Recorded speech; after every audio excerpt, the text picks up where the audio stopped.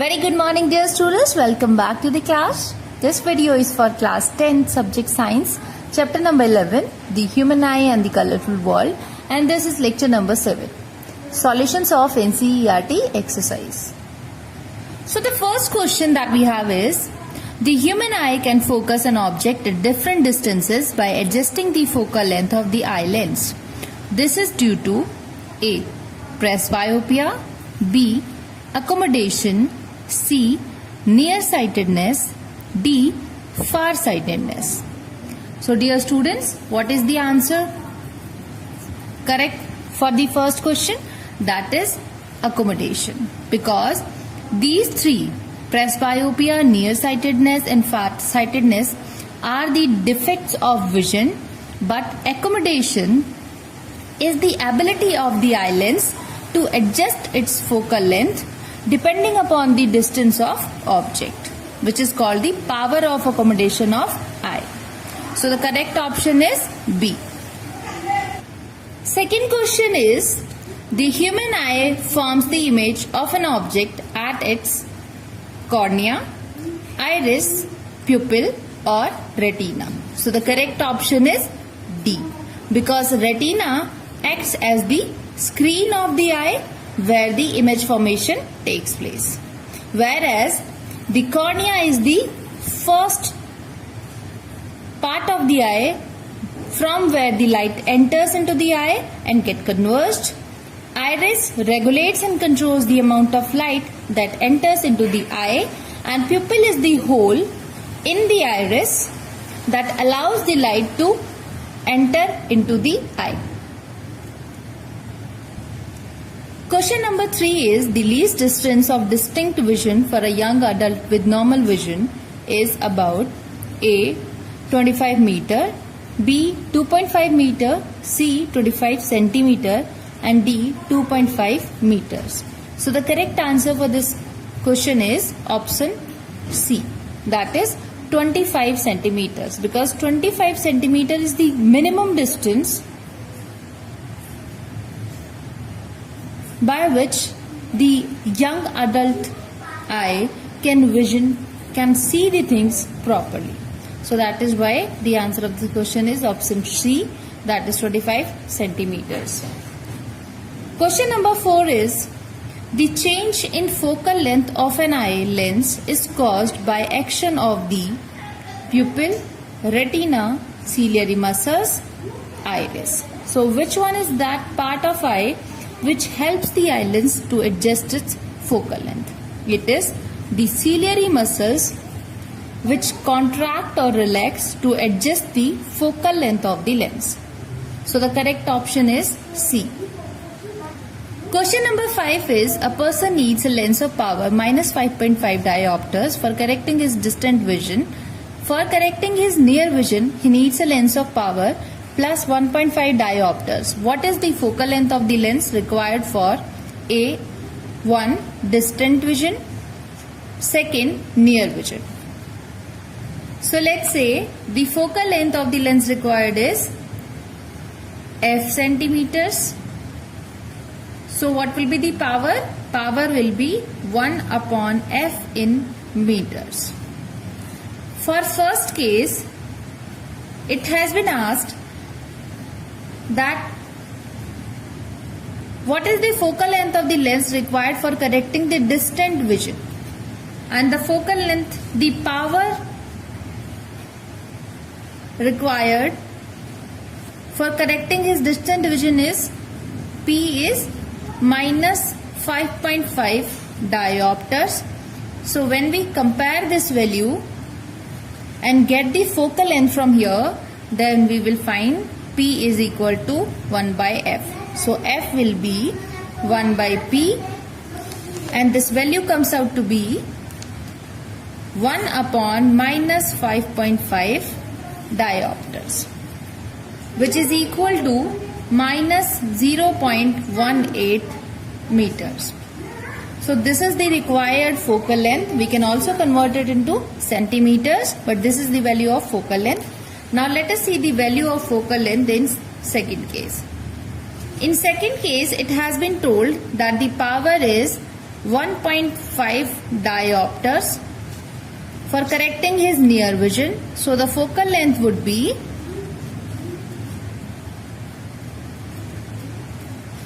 so from here we can calculate the f 1 upon 1.5 and the value comes out to be 0.66 meters. So the focal length in first case is minus 0.18 meters and the focal length in second case is 0.66 meters. Question number 6 is the far point of a myopic person is 80 centimeter in front of the eye. So this is the far point of the eye. What is the nature and power of lens required to correct the problem? So as it has been told that so here for a concave lens U is infinity, V has been given as 80 centimeter as it is in front of the lens, so it will be taken as negative. Then according to the lens formula we have 1 upon f is equal to 1 by v minus 1 by u. Putting the values we will get 1 by f is equal to 1 upon minus 80 minus 1 upon infinity. That comes out to be minus 1 upon 80 because 1 upon infinity is 0. That means f is equal to minus 80 centimeter. Supposed to find out the power of the lens, we have f in centimeters. If we want to calculate the power, which is equal to 1 upon f in meters, so there is a need to convert this 80 centimeter into meter. So what we are going to do, if we convert this 80 centimeter into meters, then we are supposed to divide it by 100, and if we divide it by 100 we will get minus 0.8 meters. So let us write the value here, minus 0.8 meters, and this turns out to be minus 1.25 diopters. So this is the power of the lens and this is the focal length of the concave lens used to correct this defect. Question number 7 is make a diagram to show how hypermetropia is corrected. The near point of a hypermetropic eye is 1 meter. What is the power of the lens required to correct this defect? Assume that the near point for a normal eye is 25 centimeters. So just pay attention here that what happens in case of hypermetropia, the person is able to see the distant objects but he is not able to see the nearby objects, and that is why here what is the problem that has been caused, that the near point of the eye is being shifted to 1 meter except 25 centimeter, which is the value of least distance of a normal vision. So the near point of a person has been shifted to 1 meter, and what is the lens which is used to correct the hypermetropia? It is the convex lens. So let us understand that how the hypermetropic eye functions, and then we will try to correct it. So what happens in case of a hypermetropic eye? Let's say this is the eye, this is our lens. The problem is in the near vision. So the light rays coming from all the distant objects, they are perfectly converged onto the retina so that the image can be formed. But for a near point, let's say this is the distance which is 25 centimeter, or the near point of the normal eye, which it should be. For it, a normal eye makes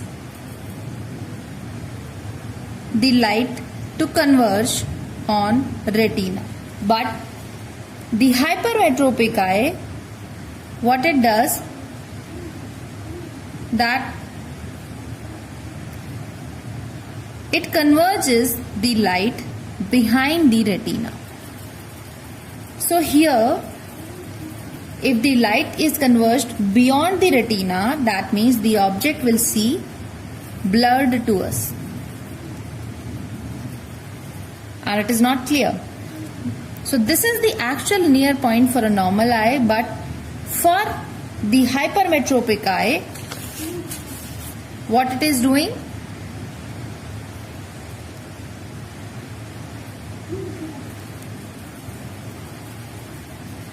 That its near point is not here. It has been shifted to 1 meter now. And for the light rays coming from 1 meter away, it is properly converging them on the retina. So this is how the hypermetropic eye works. Now there is a requirement to diverge the radiations before entering into the eye. That can be done. There is a need to converge the light rays before entering into the eye, so that the things that are happening here, that it is the convergence is going beyond the retina, will not happen. So we are using a lens, convex lens of suitable power, so that this defect can be corrected. And when we use this, what happens?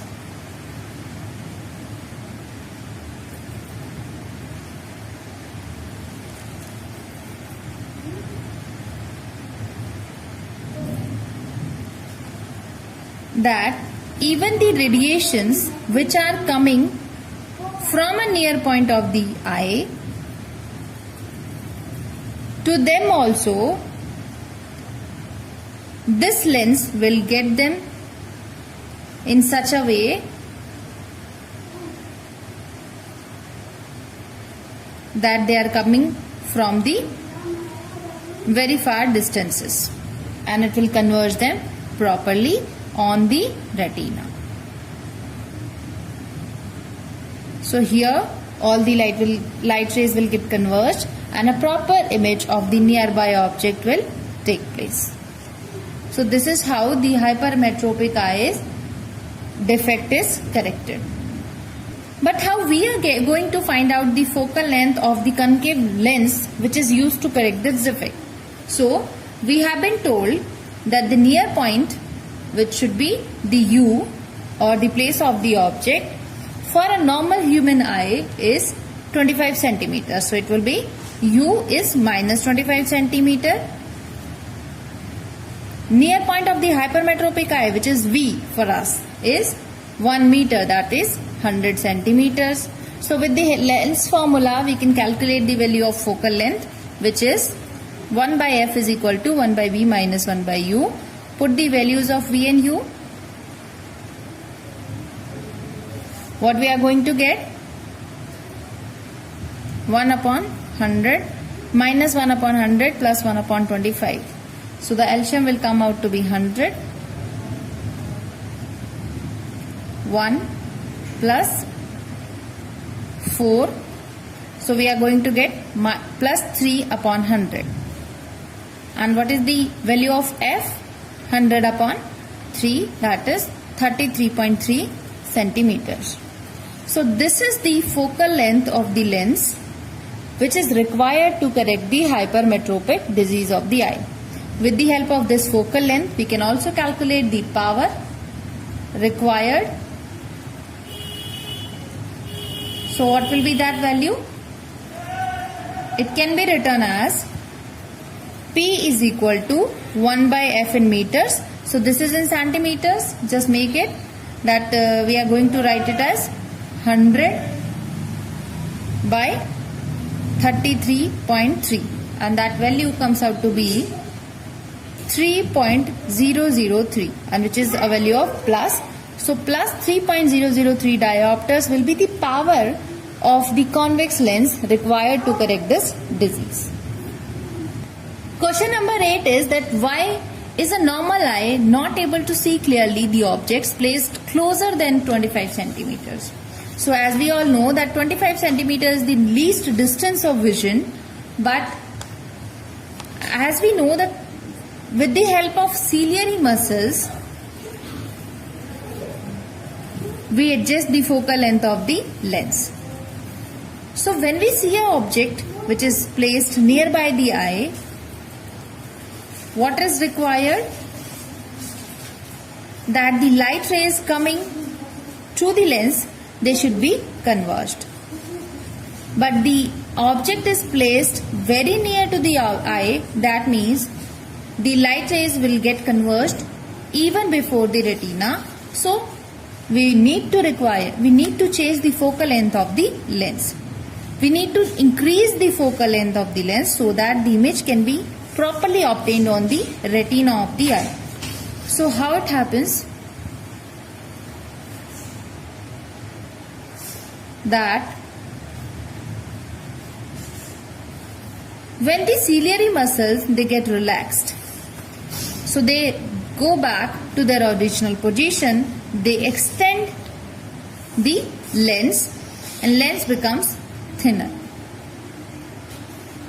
When the lens becomes thinner, then the focal length increases. But here also the ciliary muscles, they have a limit, that when they are completely relaxed, that means now they have extended the lens as much as they can, and beyond this it cannot be adjusted. And that is why if we keep an object very near to the eyes, then the blurry image of that object is formed on retina. So blurry image we get on retina when we try to observe the image for an object which is very near to the eye. The next question is, what happens to the image distance in the eye when we increase the distance of an object from the eye? So dear students, as we all know that the distance between the lens and the retina remains same for all the positions of the object. That means the image distance will remain same for all the positions of the object. So even if we increase the distance of the object from eye, the distance of the image will remain the same. The next question is that why? Question number 10 is, why do stars twinkle? Of stars. First, we should know what is this twinkling phenomena. So dear students, twinkling is basically a phenomena when a star sometimes appears brighter and sometimes fainter. That means the light that enters into our eyes is flickering, changing, varying, you can call it by any name. So why this happens? That sometimes we see the star as brighter and sometimes as fainter. Let us understand this. Here we have the earth. So this is our earth. Let's say the star is here. We all know that around the earth we have the layers of air of different optical density. That means different refractive indices. But how the refractive index of the air is varying? The uppermost layer is having the hottest air, so the refractive index will be least. The lowest air is colder, so its refractive index would be higher. So refractive index increases as we go down towards the earth. That means if this is vacuum and this is air, so this would be optically rare medium and this would be denser. Then again, this is having a higher refractive index than this layer, so this medium will act as the denser medium as compared to this medium, and so on. So what happens? The light that comes from sun, from star, it's coming like this, but as it comes here, we will mark a normal. It is incidenting on this point. When the light goes from rare to denser, what happens? It bends towards the normal. So it will bend. Again we will mark a normal. Again it is going to bend. And similarly, if the observer is here, that means the light is reaching to him. But as we assume the light to be traveling into straight line, that means the light to the observer, it appears to be coming from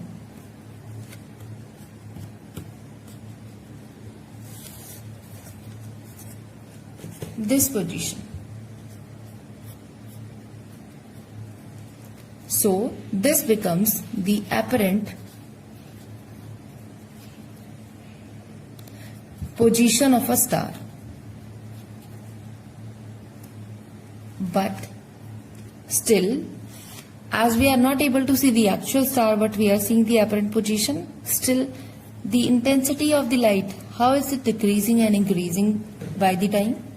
So you should always remember that the earth is rotating on its own axis. And because of the rotation of earth, there are fluctuations in the atmospheric air as well. So here also the air is fluctuating, or the optical density of the atmospheric air increases or decreases by the time, because of which sometimes more number of light rays enter into the eye, sometimes least amount of light rays enter into our eyes. So when we are getting more amount of light, we see the star as brighter. The second thing, when less amount of light is entering, we see the star as fainter. So this is called twinkling effect of stars. But this happens only because the stars, they are at a very large distance from us. So even though they are very big, but still they look like point objects.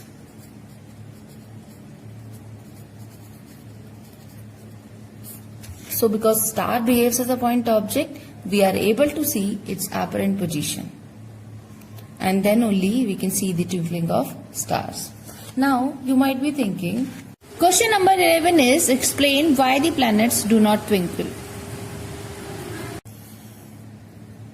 That first thing, that they are at a shorter distance as compared to stars. And their size is also big. It's not comparatively always greater than the stars, but as they are near to the Earth's surface, they do not appear as the point object. It looks like a big object. So, it might be reflecting the light from various points. So, all these points are behaving as point object, but still, if one is behaving as brighter, then the side one is behaving as fainter. If one is behaving as a brighter one, then next one is behaving as a dull. The same thing happens throughout the planet. So because of this reason, that almost half of the points they are behaving as brighter, and almost half of the points they are behaving as fainter. That means the overall impact of their brightness becomes 0. And that's why we are not able to see any apparent position for a planet, and that's why planets do not twinkle, because a same effect is coming out if we see it from here or from here. the same intensity of light is coming into the eyes, because the nullifying effect takes place in the individual point objects on the planet itself, because of which twinkling effect does not produce. So that's why planets do not twinkle but stars does. So these two phenomena were there, one depending upon the diffraction of light through the atmosphere. Now let us study one more phenomena, which is called advanced sunrise and delayed. Question number 12 is, why does the sun appears reddish early in the morning? So this question, we have this situation that here we have the earth, and I have drawn the atmospheric layers of earth, that is atmosphere around the sun, with the help of this line. So this is the range of our atmosphere. Here we have the sun at the time of sunrise. So during sunrise, as you can see, sun is near the horizon, and that is why the light rays which will come from the sun to the earth, they will travel a longer distance here to reach the observer's eye. It will travel, or if I'm talking about this light ray, that the light rays will travel a longer distance to reach the observer's eye. And that is why we all know that according to the Rayleigh's law,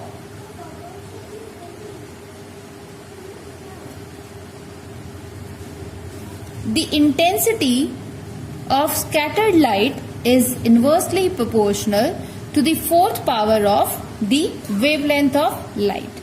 That means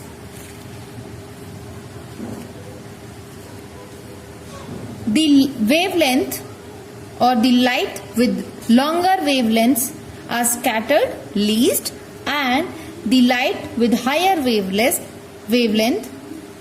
greater wavelength, they are scattered the most.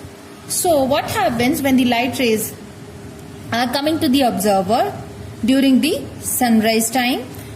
The light interacts with the particles present in the atmosphere for a longer time, and because of which the particles which are there in the atmosphere, they scatter the light coming from the sun, because of which the shortest wavelength light, they get scattered the more, and only the red colored light, which is having a higher wavelength, is scattered the least. So only red color light reaches to our eyes because it is scattered the least, and it is able to reach our eyes. And hence this gives the reddish color appearance to the sun during the time of sunrise. Number 13 is, why does the sky appear dark instead of blue to an astronaut? So children, astronaut is a person who travels into the outer space. In outer space, there is no atmosphere. And because of the absence of atmosphere, there no refraction of light takes place.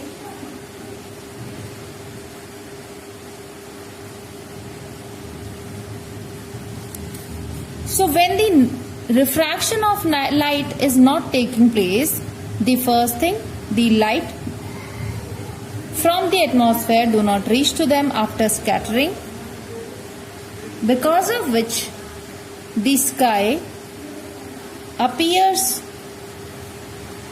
dark instead of looking blue, because it would have appeared blue if the scattered blue light reaches to their eyes. But as there is no atmosphere, so no refraction is taking place there, so it appears dark to them. So dear students, this was the solution video of NCERT exercise of chapter number 11. and you are supposed to do one assignment. The assignment carries 12 questions, and this is your post-text first assignment, and this is available on the EdQuark website as your homework today.